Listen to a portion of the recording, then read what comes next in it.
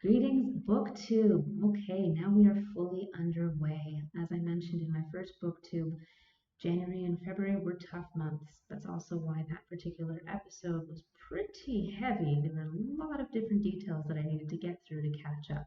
Going forward, we're going to be a little bit more concentrated. So today, for instance, we're going to be talking about some of the nitty-gritty of indie publishing based on the first book that I published in January 4, as well as the book launching March 4th, and then thinking about the book 2 launching May 4th. So there's lots to be done. In the background, I can still hear all my highway noises. You might hear the roar of a motorcycle every now and then. It surges above my noise protector, or the toot of a truck. I wish you could hear or see the cows that I can see outside my window. There are some cows grazing on my highway right now. Life is good for them. They move with impunity. That would be lovely, wouldn't it? As I mentioned in the first book too, one of the hardest parts of trying to move through this world as a writer is that I don't want to live just in a writer bubble. And I am, I think, like most of us, affected by the world around us, but I'd also just like to talk about it and to be upfront about the fact that these things weigh on all our attempts to enjoy and pursue creative practice. So we are living in pretty tough times right now. We're still living in strange times.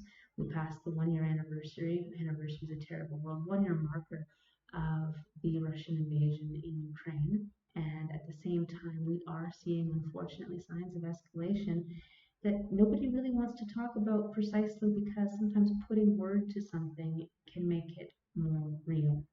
And writers, we know that.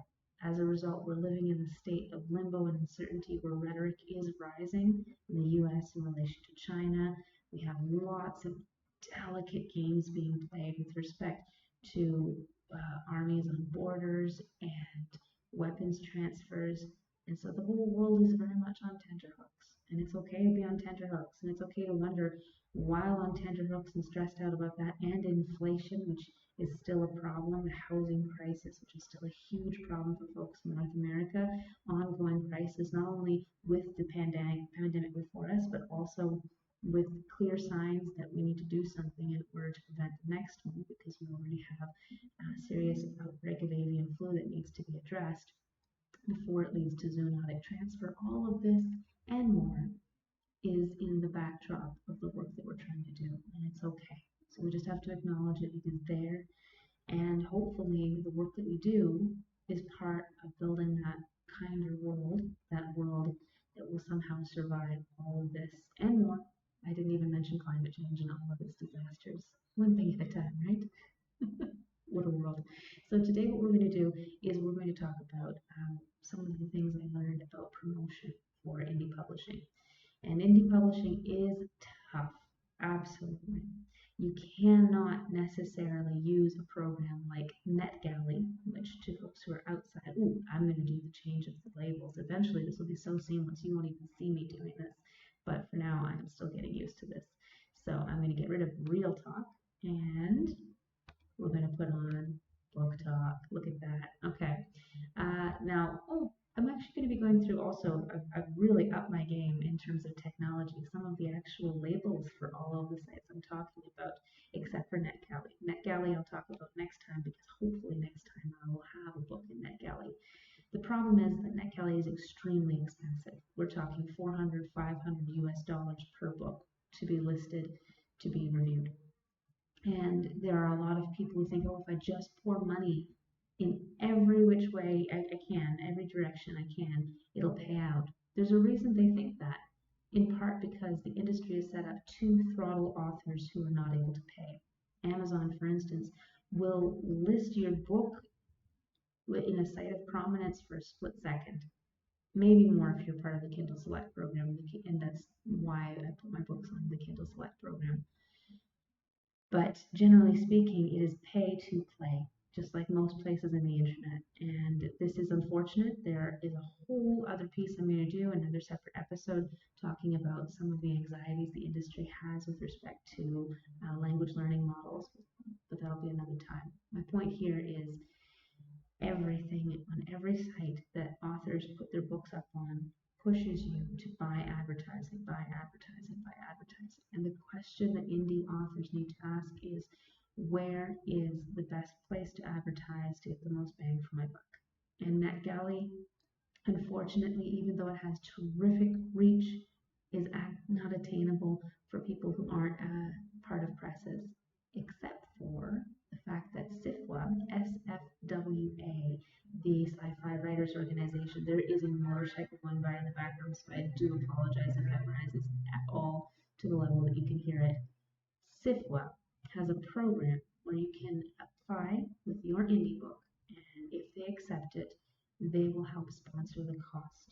Not all of it, you'll still be paying $50 US, but that's a lot better than $400 or $500 US, right? So I am going to be pitching my next book, not the one that you can see on screen here, to them. You need lead time. They want 3 weeks advance, and since that book is coming out May 4, I think if I hurry and get all of those drafts polished for the EPUB, the MOBI, the PDF, if I get all of that work done in the next couple of weeks, I will be ready to submit that to their review process and hopefully get chosen to be sponsored to go into NetGalley, because if you can get into NetGalley, you get into another world of reviewing options. Do these reviewers lead to sales? Not always. In fact, most of the time, no. This is the other dangerous part of indie publishing. New indie writers especially need to be aware that the industry works best for those who can build a back catalog, which is what I'm trying to do this year. I'm publishing 6 books for a reason. I want people to be able to see a clear brand. I want them to see in all of the work I'm doing consistency and hopefully quality, and maybe even something they like. Goodness, body can dream, right? So publishing it's very much contingent on advertising. The books that everyone reads, everyone sees in stores got a lot of money to support them in their launch. And that's also why it's such a difficult market and why so few books are published by the mainstreams, is because they are flooding all of their investment capital into certain books they think will do well for the summer set, the book club set. This is going to be for the mystery fans. They target and they winnow, and they focus very much on how to optimize and maximize their gains, right? As a result, there are fewer spots, and when you have smaller presses as well, smaller presses have lower budgets. They cannot flood people's eyeballs online with advertising. They can't build the kinds of campaigns that you get out of big 5 publishers. So we do what we can, but try not to spend more money than you're going to make. That's really important. So you have to gamble as you go and learn, which is what I did. So when I started with my first book for this year, and that was Then Raise the Dead Man High, I knew that was going to be a tough sell, first and foremost. Very bleak, 100% bleak alt history set in the Soviet Union. Did not expect everyone to be champing at the bit to read that one. That's fine. But as a result, I decided that that would be perfectly fine as my opening piece, because I would get to learn a lot about the processes of applying for and receiving advertising and reviews for these particular volumes. So for instance, I had, and this is get rid of that one here, BookSprout. Now, BookSprout is one of the 2 places that I used for review campaigns for that first book. BookSprout, I paid last year a $90 US annual subscription, because it seemed much more cost effective than paying $9 a month. I have 6 books coming out this year, 2-month window more or less for each review campaign, so I figured it would make much more sense just to buy it for the year, and also that's good incentive to keep going because I've already invested, right? The campaign didn't really lead to many people reading the book, but I think that has to do with the book itself more than the campaign structure. So I'm looking forward to seeing what happens with the second book, which you can see over here, The Rifle and Other Stories, and I'll talk a little bit about that at the end of this piece. That is a second edition. So The Rifle and Other Stories I first published last year. I actually have a copy right here in this form, which is lovely, very pretty, I know. But because this is a passion project, I am perfectly fine with upgrading this. The idea was to make it as accessible as possible for Westerners. This is a work of classic Colombian fiction, the kind taught in high schools here, beloved in high schools here. People know Carasquilla. Carasquilla is a very important part of the local cultural context. These stories are from the end of the 19th and the start of the 20th century. So, because this was a passion project, I not only translated the stories for the first time in English, so cool, I also wrote an introductory essay, an introduction here. Oh, I don't know if there's too much glare. There we go. Excellent. The introduction to Carasquilla in his context, and I put down two glossaries at the end, and one of anthroponismos because he uses some very distinct phrases. And it's interesting when you do translation, sometimes you can do direct translation, sometimes you cannot. But it's nice just to share some of the quirkier parts that weren't as easy to translate. And then I also put in Carasquilla's garden because, boy howdy, does he have a lot of references to plants in all the stories. He's very much recognized and put down every detail he could about domestic life, as if he was writing for the future. It's fascinating to preserve a part of Colombian history. This is a collection of realist tales that have a strong Catholic influence, and so when I published this piece, there was feedback, and I loved the feedback. Most folks were really interested in it.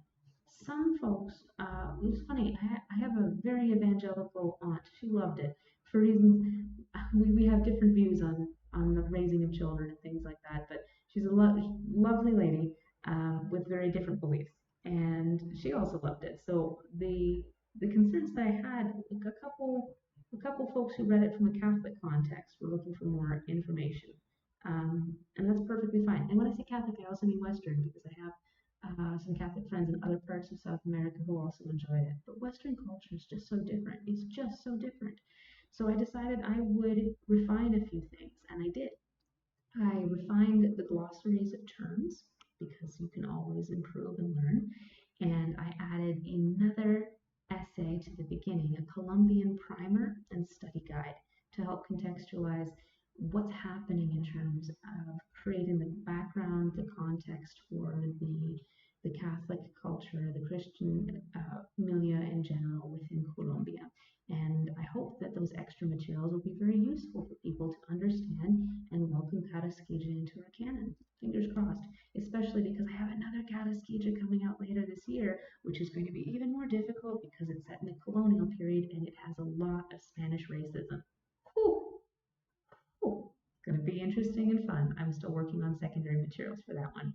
I got sidetracked because I love that book. Okay, so the point is, BookSprout did not have a good turnout.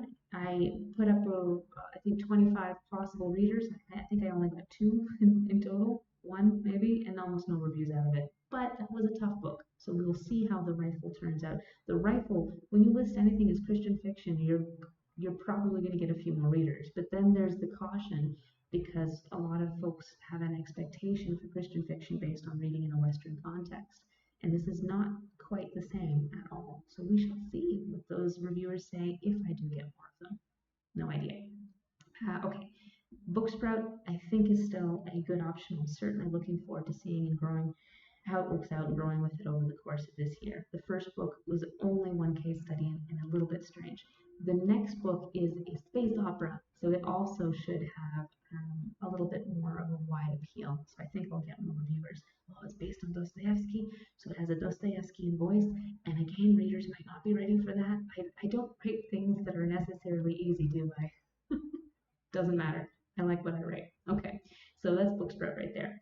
Next one, BookSirens. Now, BookSirens, I'm already enjoying a little bit more than BookSprout, even though I still didn't get too many reviews. I had one person who dropped out of the campaign because they felt the book wasn't right for them. Again, it is bleak, alt history set in Soviet Russia. I'm not surprised. I also got my one terrible review, the one that I talked about last time, where somebody was really looking to find some reason to be angry with me as a non-Russian writing about the Russian context.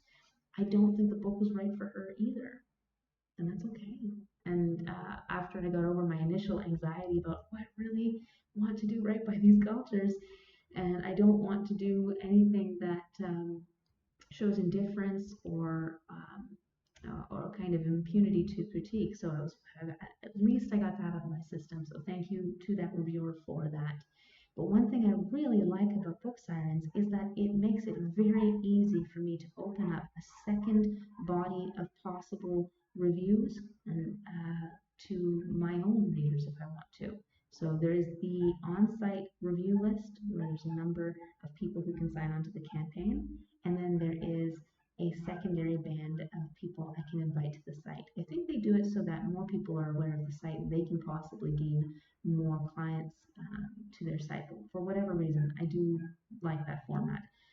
The website also is a little more author friendly in terms of creating a profile and the books under my catalog. So as my catalog grows, I think my page is going to look quite impressive there. So again, it didn't get much from the first book. The first book's not a great case study. I got to learn the system. And its model is $10 to upload the ARC and $2, this is US dollars, $2 for each reader who signs on to the campaign. So you have a little bit more of a sliding scale. We'll see how that one works out. This one is not being used for the rifle and other stories. This one will only be used for fiction of a speculative bent. This is Liminal Fiction. And Liminal Fiction is a really lovely service that I'm still getting used to and onboarding with, and I will be onboarding with a lot more for book 3. I've already paid for 3 ads. This is not a review site. Well, they do have reviews connected. So I'm actually going to be applying for a review from the in-house review team. And again, that's why I really need to get materials for book 3 up and ready in the next couple of weeks so I can give it to them with plenty of lead time. I will be buying the ads for a banner ad for the main site, 7-day banner ad twice so that I can try to improve promotion for this book, one in the week before publication and then one after a space of a week after publication. And then in the week of publication, there's also going to be a newsletter mail out, and I will have an ad in there as well. So I'm being very aggressive with the ads this time. I paid $60 US for that, but you need to do some upfront work, absolutely, if you're going to see results. And again, if I can get into SFWA's generous offer to try to help indie authors into NetGalley, that will be another $50 US for that. So they do add up. You have to be very careful about how you manage promotions. But the Liminal Fiction team is wonderful. If you sign up for an annual membership, which I also did at the beginning of the year, they also just naturally promote your piece wherever they can as it comes up to publication dates. And so there are more options and ways to be featured on the site as well. So far, it's a lovely community. The first book, again, I didn't do that much. I did one banner ad with them, but that was just because I was learning the service. Book 3, The Space Opera, is 100% in their wheelhouse, so I will be investing a lot more in it and in the other sci-fi works this year. So I look forward to good turnout, good response from that site as well. So far, they're just lovely people, and especially if you have queer content, they have some really great special promotional services. There's even, I think, an interview series that there's lots. They have lots of opportunities. So give them a shout if you are moving in the speculative realm. I'm not going to do my Kataskijas with them. Technically, some of the stories are folklore, but we're not going to push it. It's better to be strategic about choices you make. That said, this is probably my favorite site so far, and I am so surprised. This is NN Light's Book Heaven, and they are a newsletter service. They are a newsletter service that has done the painstaking work of building a really good reading list. I was so surprised by the results I got from this site. Now again, none of these particular sites led distinctly to sales. As I said, indie authors, you need consistency and time. You need to build that back catalog. People will have more confidence in you over time if you put in the work. So you can't imagine, oh, I'm just going to put up my passion project online and everyone's going to read it. They're not going to have any confidence in you, the same as they wouldn't have confidence in any small press until they see results. So what else can you expect from these services? You can expect that they will give you eyeballs. not literally, but they'll put eyeballs in the direction of your work. So NN Light's Book Heaven, even though it didn't lead to more sales for the first book, the promotion service I did with them allowed me to add on some of my secondary social media. So I recommended my newsletter in particular for the first book, and for the second book, newsletter and BookTube. And when they do their campaigns, I joined the monthly campaign for January, and I have joined the monthly campaign for March. They promote those social media spots as places that people should sign up for, and they incentivize them. They know exactly how to move people for chances to win. I think it's a book gift card of some kind, and people love this stuff, so they will sign up in droves. And I was also a little bit not suspicious. I was thinking to myself, okay, you're going to have a certain number of people who sign up in January, and then that'll be it, right? Because all of the ones who love their raffles and contests, it'll just be the end of it. But I am continuing to see people signing up for my newsletter and my BookTube that are clearly coming from this source. So what this service does, the newsletter is lovely. They ask questions. They allow you to answer an interview in relation to your book for the day that it is promoted on the site. It invites people to see you as the author with the work in a very accessible format. They've done a wonderful job of curating and growing their newsletter list. And so even though they're a little bit unassuming in terms of the major brand, it isn't specifically speculative fiction, it isn't for any particular genre, you have a wide range of curious readers. And you do see, I think, in the responses, a set of people who are just there to read. They're not part of any particular community project. They're not part of the mystery gang or the sci-fi group. They're just readers, and they're interested, and they want to see what you have to say. So what this service seems to be doing is giving me a lot more people who might in the future be interested in something I like, and that's terrific. That's wonderful. That's what I need, is a foot in the door. And so out of all of the spaces that I've talked about, I really do feel like this has been the best investment.